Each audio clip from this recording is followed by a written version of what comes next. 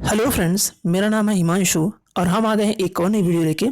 आज की इस वीडियो में हम देखेंगे जो आदर्श शासकीय उच्चतर माध्यमिक उत्कृष्ट विद्यालय जो कि शक्ति जिला जांजगीर चांपा में संचालित है, वहाँ पर प्रतिनियुक्ति के तहत जिन आवेदकों ने आवेदन किया था उनका समायोजन हो चुका है।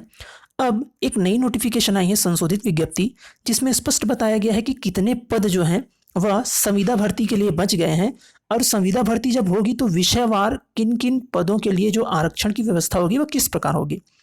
तो इस वीडियो में हम देखेंगे कि जो संविदा के जितने पद बचे हैं तो उनका विवरण क्या है, और साथ ही देखेंगे कि अलग अलग विषयवार और जो अलग अलग वर्गवार उनका जो एक विभाजन किया गया है वो कैसा है। तो इससे संबंधित एक संशोधित विज्ञप्ति जारी हुई है, आज की इस वीडियो में वही देखेंगे।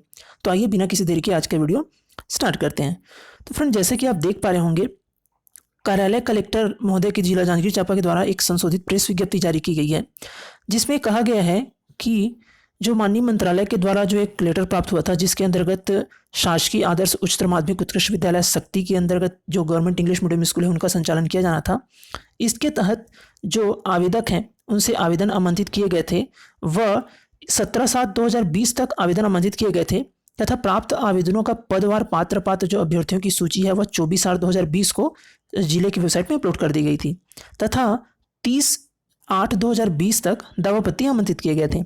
फिर दावापत्ति का निराकरण कर 7 सितंबर 2020 को पात्र अभ्यर्थियों की सूची जांजगीर चांपा जिले की वेबसाइट में अपलोड की गई। साथ ही कहा गया है कि प्रतिनियुक्ति हेतु जो चयनित आवेदक हैं, ये इस पॉइंट्स को आप जरूर ध्यान रखिएगा, प्रतिनियुक्ति हेतु चयनित आवेदकों के पद का समायोजन पश्चात संविदा भर्ती हेतु जो रिक्तियों एवं वर्गवार आरक्षण का विवरण निम्नानुसार होगा।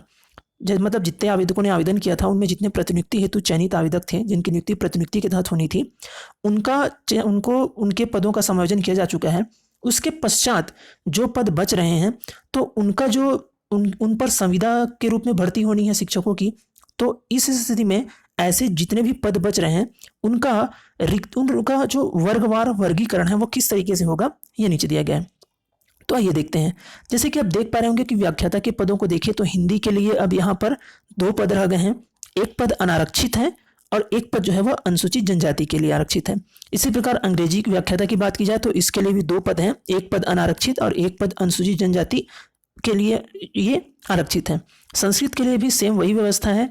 वहीं यदि भौतिकी के देखें तो इसके लिए एक पद है जो कि अनारक्षित है, रसायन के लिए भी एक पद है वो अनारक्षित है, गणित के लिए जो भी एक पद है वो अनारक्षित है, जीव विज्ञान के लिए भी एक पद है वो अनारक्षित है।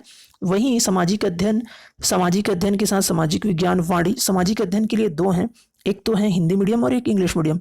तो जो सामाजिक अध्ययन के लिए जो हिंदी मीडियम है वो भी और इंग्लिश मीडियम है वो भी, दोनों एक एक जो पद हैं वह अनारक्षित हैं। वहीं जीव विज्ञान के लिए भी जो हिंदी मीडियम और इंग्लिश मीडियम दोनों हैं वो दोनों अनारक्षित है, मतलब कोई भी उसमें आवेदन कर सकता है। इसी प्रकार वाणिज्य के लिए जो 2 पद हैं उसमें से एक अनारक्षित है और एक जो है वो अनुसूचित जनजाति के लिए आरक्षित है। प्रधान पाठक पूर्व माध्यमिक शाला की बात की जाए तो इसमें एक पद है वो अनारक्षित है। प्रधान पाठक प्राथमिक शाला के लिए भी एक पद है वो अनारक्षित है। शिक्षक अंग्रेजी के लिए जो एक पद है वो अनारक्षित है। सामाजिक विज्ञान के लिए भी है वो भी अनारक्षित है। विज्ञान के लिए जो अंग्रेजी माध्यम के एक पद है वो अनारक्षित है। गणित के लिए जो अंग्रेजी माध्यम के पद है वो भी अनारक्षित है।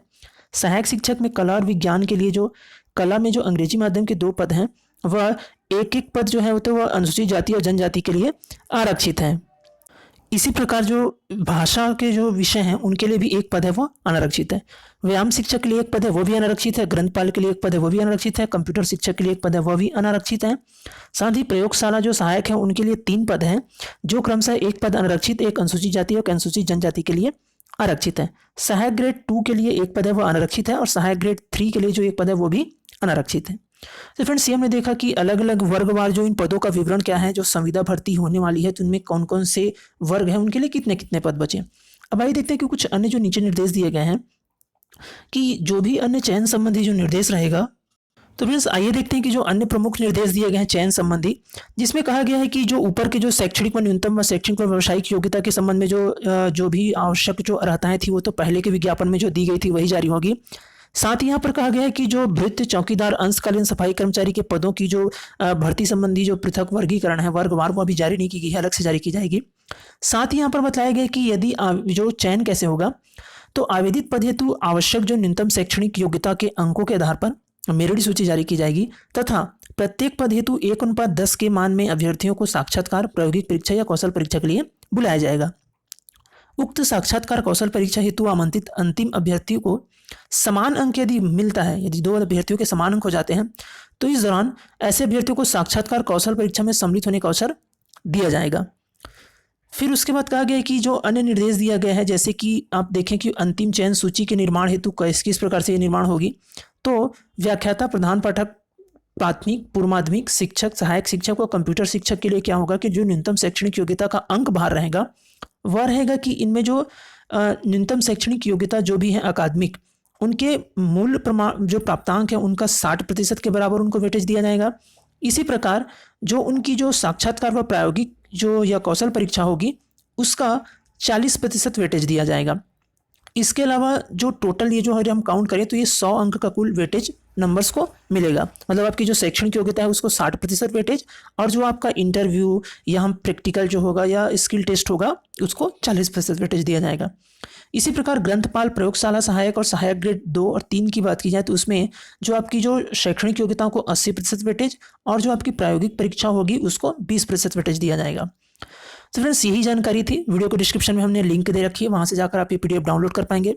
फ्रेंड्स यदि वीडियो आपको अच्छा लगा तो इसे लाइक करिए, अपने अधिक से दोस्तों तक इसे आप शेयर करिए। यदि आप चैनल पर नए हैं तो चैनल को सब्सक्राइब जरूर करिए ताकि ऐसी महत्वपूर्ण जानकारियाँ आगे भी आपको मिलती रहे।